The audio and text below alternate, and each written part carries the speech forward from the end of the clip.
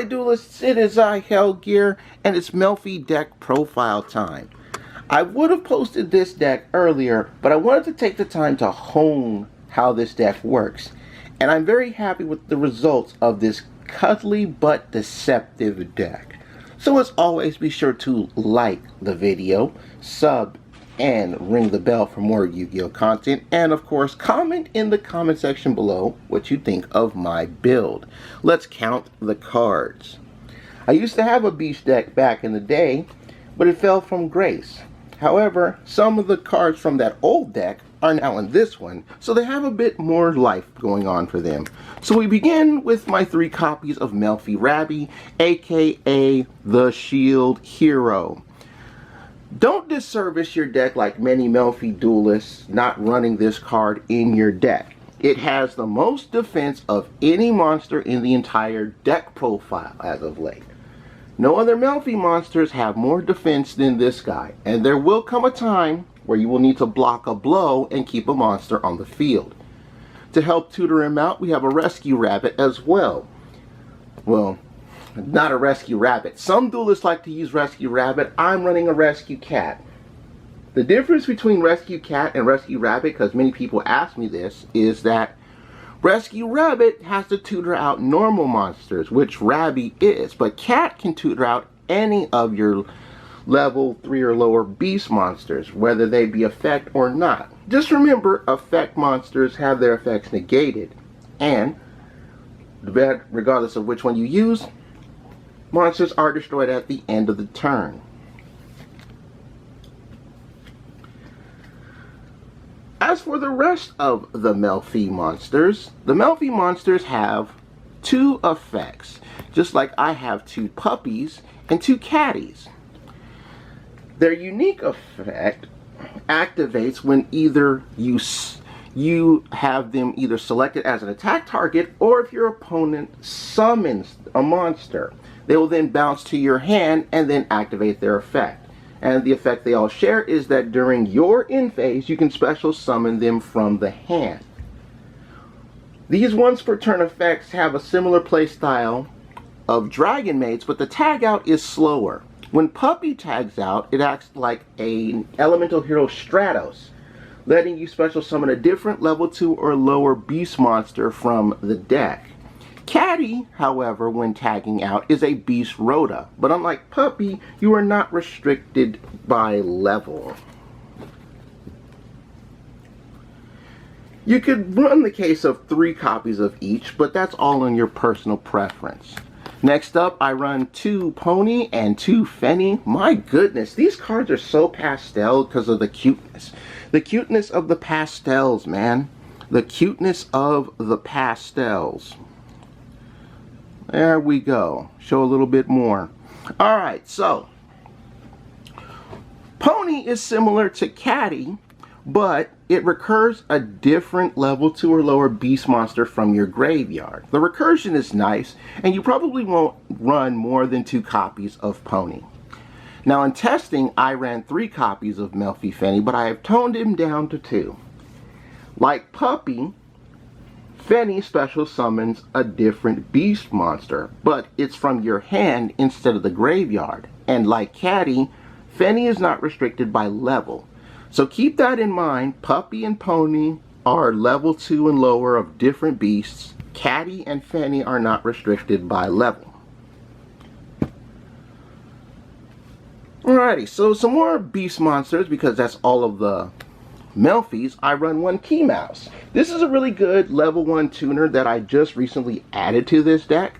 Originally I had the Fabled Chawa and ran a level 3 Fabled Cockatour to go into Fabled Unicore. If you want to run that route, Fabled Beasts are very synergized. They synergize well with this deck.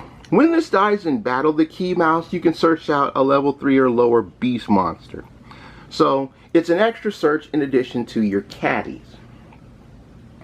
Next up, the BFF of the Melffys, aka Best Furry Friend, 2 copies of Calentosa, Mystical Beast of the Forest. When special summoned by the effect of a beast monster, blast a card blast a card on the field. This is so good. I mean, it works very well. And again, Puppy and Fanny usually like to tutor this guy out. Adding on to the Mystical Beast package, we have Valeraphon, 1 copy. Or as Dark Armed Duelist calls this guy, Bambi. Hey Dark Armed, if you're watching this, I gotta ask you a question, man. If Valley here is Bambi, would Callan be considered Thumper? Disney joke aside, you can discard a card. Special summon a different level 2 or lower beast monster from your graveyard, either in face-up attack or face-down defense. So it's another way to pull out the white BFF, best furry friend of the deck. Now, normally, Duelists would play 2 of these, and I have a second one in the side deck, but I'm main decking a different choice, and that is the Fabled Cerebral. The Fabled Cerebral doesn't have much of a flavor text. If it's discarded to the graveyard, you can special summon it. And I like it because these 3 actually work pretty well.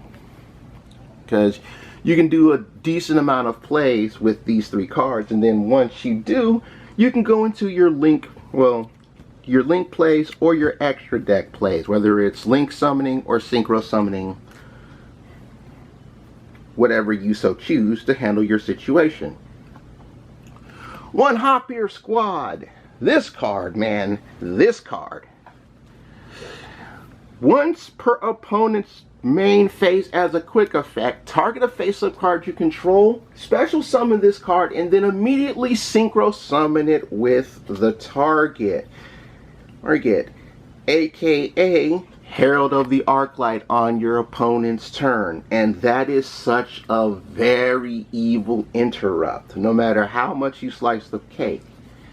Really good card. They'll probably limit this card in December. We will see.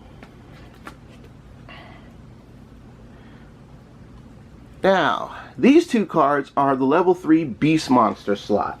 There are many different level 3s you can add to this deck of your beasts. As I said before, with the Fabled Chawa during my testing, I ran a level 3 Fabled Cockatour to go into the Fabled Unicore. The most commonly used level 3 beast is Mind Mole.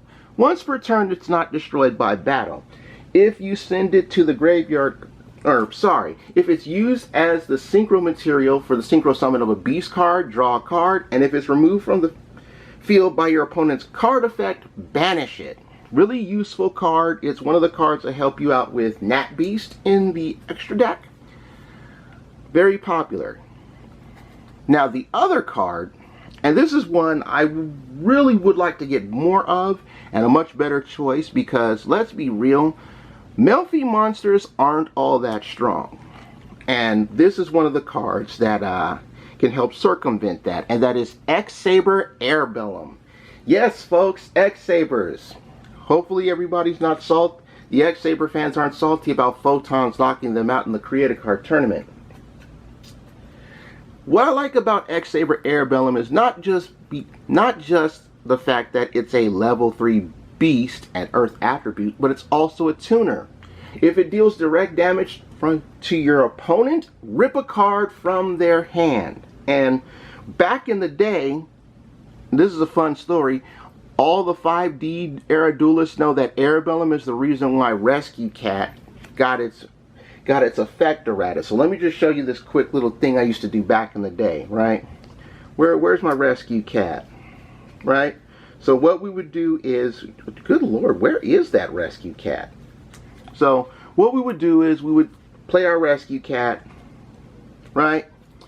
Then we send this to the graveyard, and then we'd summon the Airbellum, and then this one card I have in my side deck, which I want to show you guys really fast, and that is my good friend Tree Otter here.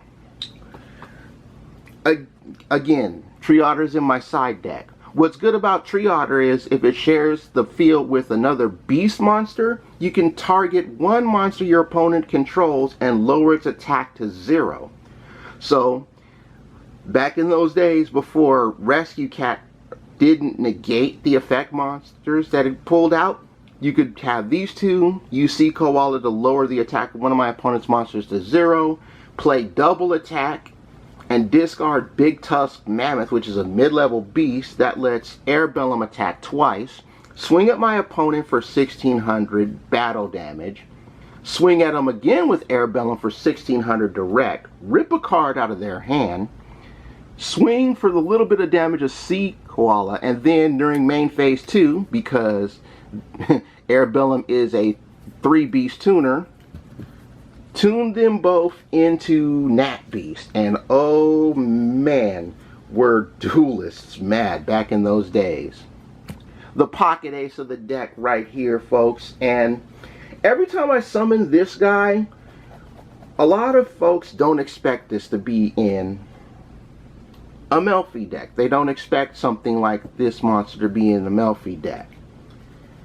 And it's a very nice enforcer, because again, Melffys aren't all that strong. And that's my one copy of Behemoth, the king of all animals. Now, to those of you who don't know, this is an older card, right? So you can tribute summon this card using 1 tribute. If you do, its attack becomes 2000. When it's successfully tribute summoned, return from your graveyard to your hand a number of beast monsters equal to the number of tributes used for its summon. The main reason why I put this in the deck is because it is my out to Nibiru, and I've been able to special summon 5 times with this deck. So when they do hit you with the 3-rack crack rock and they give you your token, you can tribute the token, tribute summon our good Behemoth, the king of all animals here, and then you can take one of the beasts in your graveyard, add it to your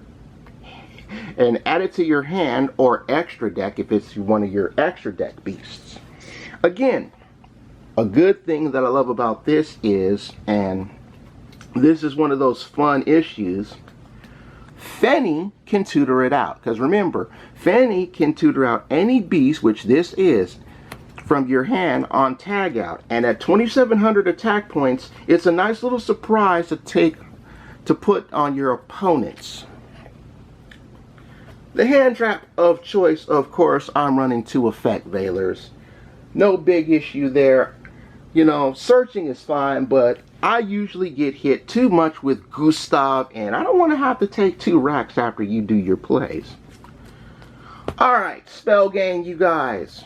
We have 3 copies of Melffy Tag. This is the N archetype monster reborn at quick play speed. So it gets you your Melffys back. Next up, 2 copies of Melffy Hide and Seek. The first time a beast monster you control would be destroyed by card effect each turn, it is not. Target 3 beasts with different names in the graveyard. Shuffle them to your deck and draw a card. And of course, it's a once per turn.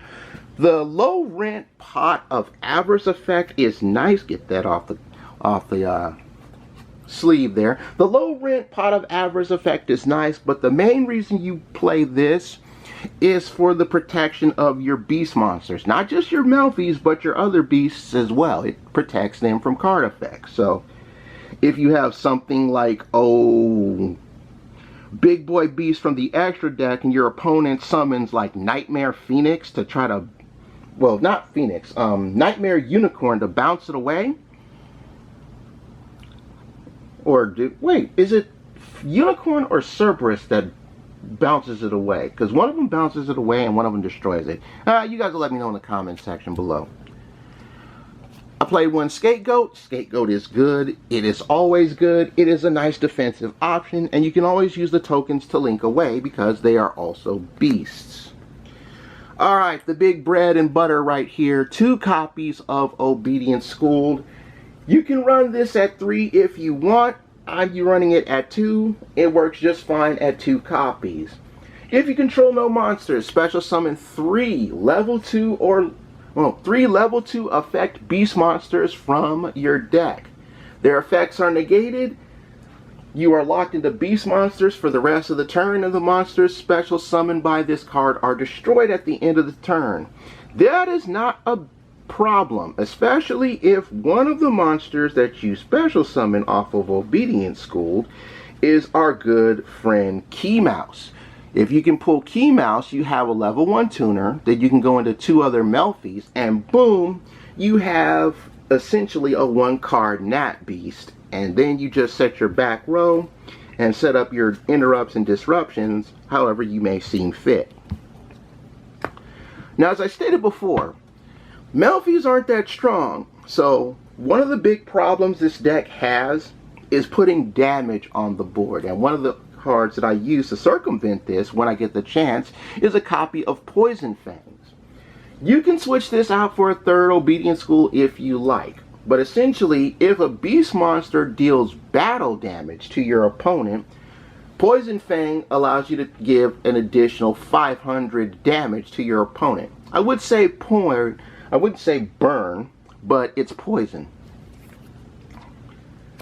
Now, this next card that I run at 2 is Situational. You may not run this at 2. I do, mainly because I get a lot of beasts on my board. And if you don't get a lot of beasts on your board, there's another option on this. But if you find yourself getting a lot of beasts on your board, you'll probably want to run at least 1 copy of this card, and that is the Big March of Animals. Simply put, the Big March of Animals is a once per turn beast united we stand at quick play speed. When it's activated, each beast on your field gains 200 attack for every beast you control. So, if, for example, you have Obedience School, right? You play your Obedience School, you get your 3 monsters out. You know, let's say you pull Fenny, Pony, and Puppy, right? You play these guys out, you activate the Big March of Animals, right? And the Big March of Animals gives all 3 of these guys 600 extra attack points for the turn. You can use it for an offensive move to just go in and deal a decent amount of damage, or you can even use it, since it is a quick play, on your turn. If, say, one of your opponents decides to either like imperm or Veiler your Melffy, and it's in attack mode or something, you can use it to reduce damage. Or if you have a lot of beasts on your board, you can even give yourself a nice amount of boost. Ooh, I ran into the camera there. Right there. Now, if you don't find yourself summoning a lot of beasts, then Ayers Rock Sunrise is going to be your way of going. It's another reviving card, but it lowers your opponent's monster's attack by 200 for every beast in your graveyard. So, since this deck is mostly beast anyway, with the exception of your hand traps and your extra deck monsters, this is actually a really nice card to play. 1 copy of Call by the Grave because it's limited, and enough said. Now, this last spell in my deck is actually a really nice trick, and it combines very well with Melffy Hide and Seek. And that is 1 copy of Wild Nature's Release. So, when you activate this, you have to use it on a beast or beast warrior. But it increases said monster's attack by their defense for the turn, and at the end of the turn, the monster is destroyed. And this is one of those surprise attacks that I like to do with Melffy Rabby, because when you use this effect on Melffy Rabby turns into a 2100 body on level 2. So, you'll go at this, you'll summon your Rabby, play Wild Nature's Release, Rabby becomes 2100 attack. You can swing at a problematic mid-strength monster, and then come main phase 2, you can either link it away or exceed it, or any other extra deck play you might play. Also, and this is what I was just saying, if you have Melffy Hide and Seek on your board and you play Wild Nature's Release, Wild Nature's Release would be the first time your beast would be destroyed. So, You can play this, swing at your opponent, if your Melffy hasn't been destroyed by a card effect or would be destroyed by something like, whatever effect, right? Like a Solemn or something like that.